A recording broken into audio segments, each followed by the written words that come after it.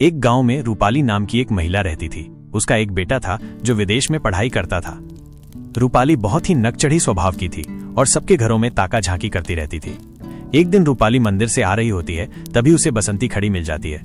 रूपाली बसंती से बोलती है, अरे बसंती, तेरा बेटा तो तेरी कोई बात नहीं सुनता। उसने अपनी पसंद की शादी कर ली और मेरा बेटा मेरी हर बात मानता है। मैं उससे जहाँ कहूँगी वहीं शादी करेगा। ऐसे ही रूपाली सबसे अपने बेटे की बाबा ही देती रहती है और हमेशा दूसरों को नीचा दिखाती रहती।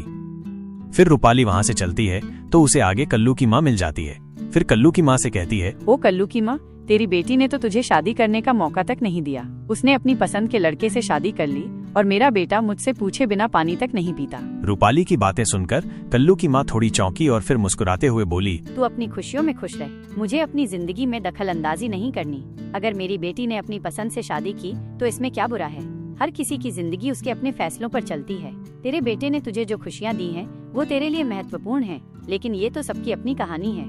रूपाली थोड़ी चुप हो गई और अपने रास्ते पर बढ़ने लगी। रूपाली इतनी बातें इधर से उधर करती रहती थी, इसलिए सभी गांव वाले उससे परेशान हो चुके थे।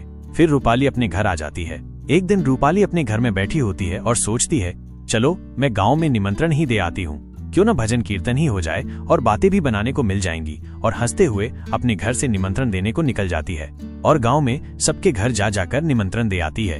उसके घर में सभी लोग एक एक कर इकट्ठा हो जाते हैं और तभी उसका बेटा रोहन विदेशी लड़की से शादी करके आ जाता है। विदेशी बहू और रोहन खड़े होते हैं। तभी सभी लोग देखने लगते हैं कि ये तो रूपाली का बेटा रोहन है। ये लड़की कौन है? उससे तभी रूपाली पूछती, रोहन, ये लड़की कौन है? माँ, ये मेरी बीवी सोना है। सोना से मैंने शादी कर ली और ये मुझे बहुत पसंद है। इतनी बात सुनकर रूपाली के तो होश ही उड़ जाते हैं, क्योंकि उसके घर में गांव भर के लोग इकट्ठा है। ये क्या कर दिया तुमने रोहन? रूपाली ने गुस्से में आकर कहा। ये क्या कर दिया तुमने रोहन?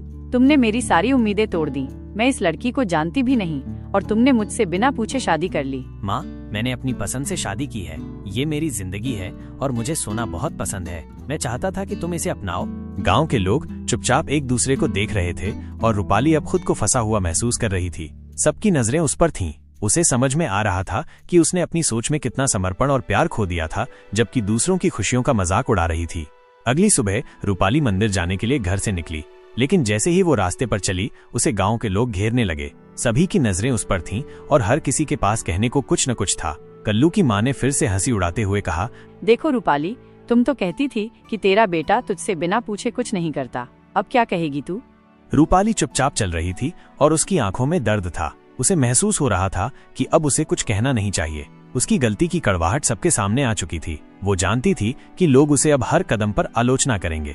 गांव के लोग रुकते नहीं थे और हर जगह से उसकी निंदा के शब्द निकल रहे थे। एक महिला ने कहा, देखो, रूपाली को अब समझ में आ गया है कि किसी की जिंदगी में दखल देना गलत होता है। अब तो यही है, अपने बेटे के फैसले को अपनाना होगा।